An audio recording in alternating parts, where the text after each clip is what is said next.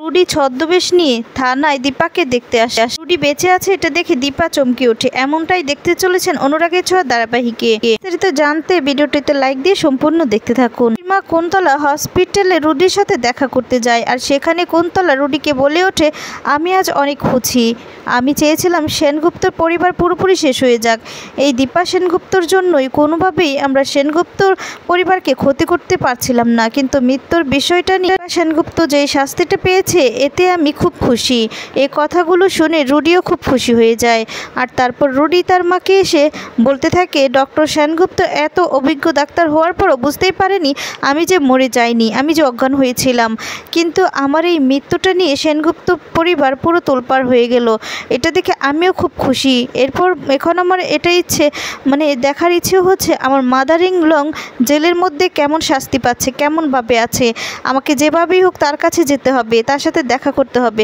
আমি নিজের চোখে তার শাস্তিটা দেখতে চাই। এরপর শাস্তি পালা হবে রূপার, আর রূপাকে আমি এত সহজে ছেড়ে দেব না, তাকে আমি ভোগ করেই ছাড়বো। এই বলে জোরে জোরে হাসতে থাকে। কুন্তলা তখন খুব খুশি হয়ে যায় আর জোরে জোরে হাসতে থাকে। অন্যদিকে দেখা যাবে কোর্টের মধ্যে সমস্ত দোষ দীপা নিজের কাঁধে তুলে নেয়। এরপর জজ সাহেব দীপাকে শাস্তি স্বরূপ কারাদণ্ডে দণ্ডিত করে।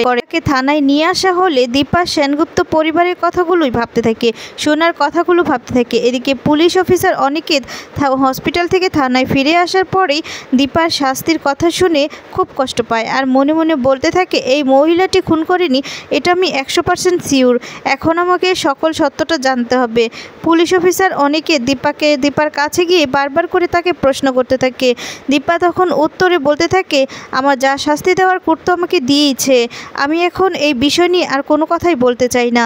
দীপার এমন শান্ত কণ্ঠে উত্তর দেখে পুলিশ অফিসার আর কিছুই বলে না।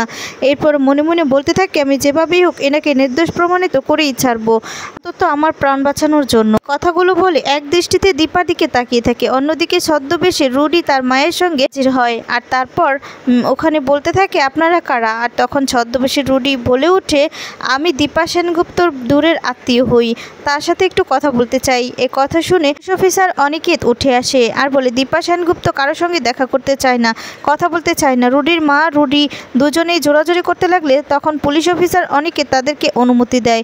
এদিকে দীপা শান্ত হয়ে জেলের মধ্যে অন্যদিকে মুখ করে ভাবতে থাকে, আর তখনই দেখা যাবে রুডি জেলের সামনে এসে দাঁড়িয়ে বলতে থাকে, মাই মাদার ইন ল কেমন আছেন আপনি?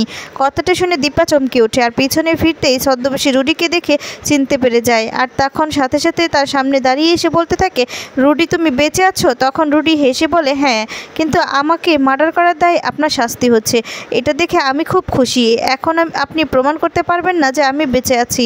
এবার শাস্তির পালা আপনার মেয়ে রূপার। তখন এই কথাটা শুনে দীপা ভয় পেয়ে যায়। মনে মনে তখন বলতে থাকে, আমাকে যে করেই হোক এখান থেকে বের হতে হবে, তাহলে রূপার জীবনটা ধ্বংস হয়ে যাবে। তো বন্ধুরা, এমনটাই যদি হয় তাহলে তোমাদের কেমন লাগবে কমেন্টস করে তোমাদের মতামত জানিয়ে দাও। ধন্যবাদ।